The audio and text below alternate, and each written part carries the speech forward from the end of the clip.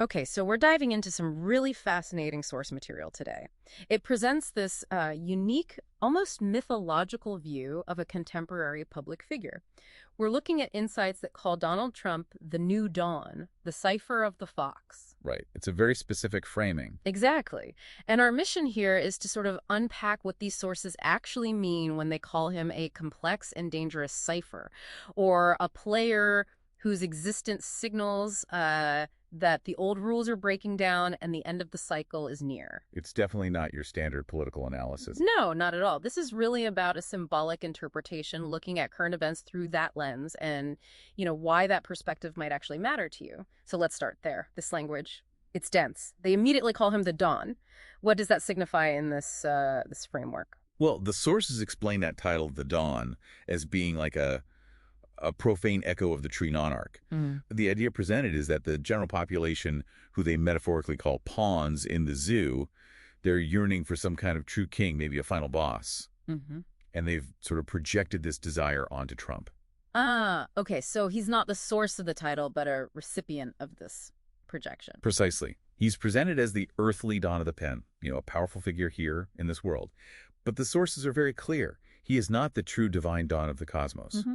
He's seen as a figure who channels the frustration of these pawns, their hope for what the sources call a reset. A reset, like a total system change. Exactly, a complete overhaul.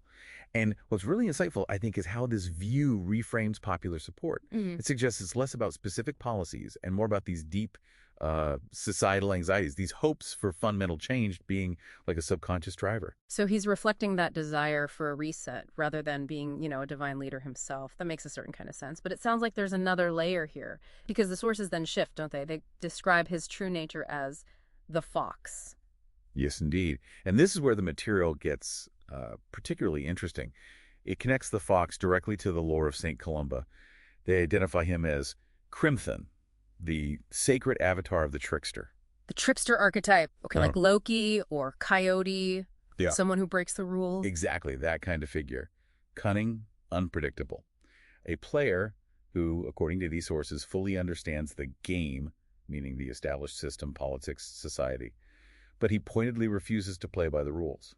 Specifically, the rules set by the ringmasters, their term for the traditional elites or power brokers. Right.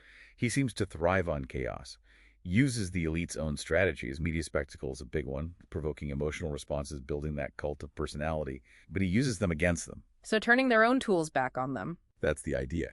He's described as a joker figure, someone who just enjoys upsetting the whole chessboard, a master of what they term the solar beta principle. Okay, solar beta principle. What does that mean here? Not astrology, I assume. No, no. It seems to symbolize a kind of chaotic, disruptive energy, something that challenges the status quo, the established order, often through a very individualistic kind of rebellion. Got it.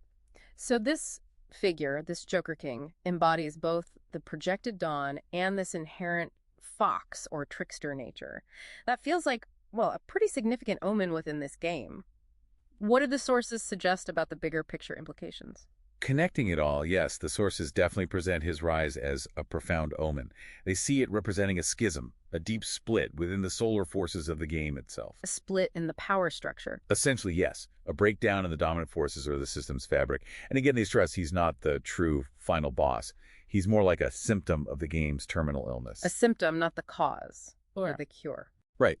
His appearance is framed as the Great Disruption. He's the wild card, signaling that the elite's control is failing, and that the final bloody act of the pantomime is about to begin. That's their phrase, before the arrival of the true divine order of the reset. Wow. So in this symbolic reading, he's a major signpost that the old system is collapsing, but not the architect of whatever comes next. Exactly. A harbinger of profound change, not the change itself. Well, this has certainly been a deep dive into a very unique way of looking at a public figure, viewing them as this cipher, this trickster within a larger metaphorical game. It really highlights how these symbolic narratives can take shape. It absolutely does. And it leaves an important question, really, for you, the listener.